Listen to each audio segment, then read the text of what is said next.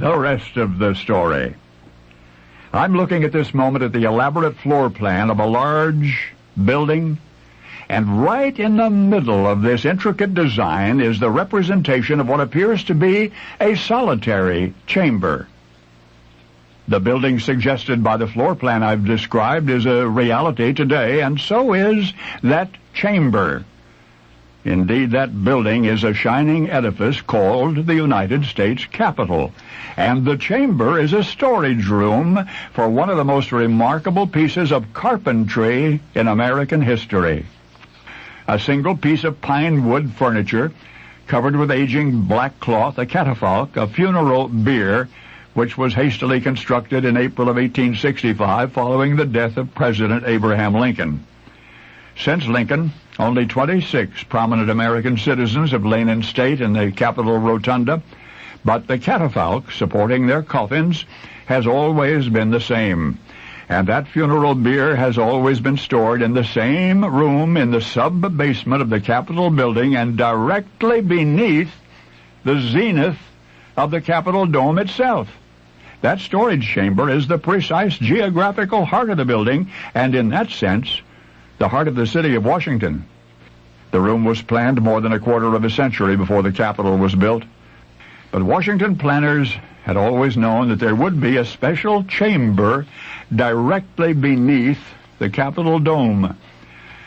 The 7 by 2.5 foot catafalque stored therein has borne the caskets of some of the biggest names in American history. Not even all of the presidents since Lincoln have been so honored. Garfield, McKinley, Harding, and Taft thus lay in state, as did Kennedy and Hoover, and Eisenhower, and Johnson, and Reagan. And there were military VIPs like Admiral Dewey and Generals Pershing and MacArthur, and the unknown soldiers of the big wars. You may have forgotten that Senators Dirksen and Humphrey lay in state in the Capitol Rotunda, as did FBI Director J. Edgar Hoover. But on each occasion, the same funeral bier bore the dignitaries' coffins, the same one that had been built for Abe Lincoln, and that catafalque has always been kept safe in the same room in the basement under the dome. Originally, there was to have been a 10-foot hole in the rotunda floor, so visitors could actually see into the chamber below. For that chamber was not originally intended to house a piece of furniture. It was designed as the final resting place, as the tomb of George Washington himself. Congress declared it so. And yet, since the father of his country had expressed a desire to be buried at Mount Vernon, government officials have yet to summon the nerve to exhume him, to contradict him in deed. So, in Mount Vernon, Washington remains. His Capitol building crypt awaits him still.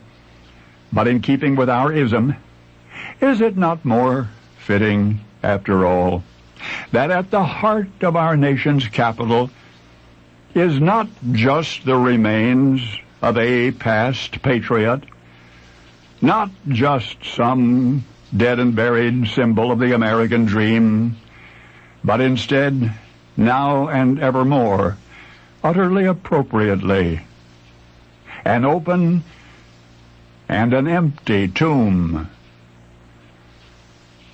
Now you know the rest of the story.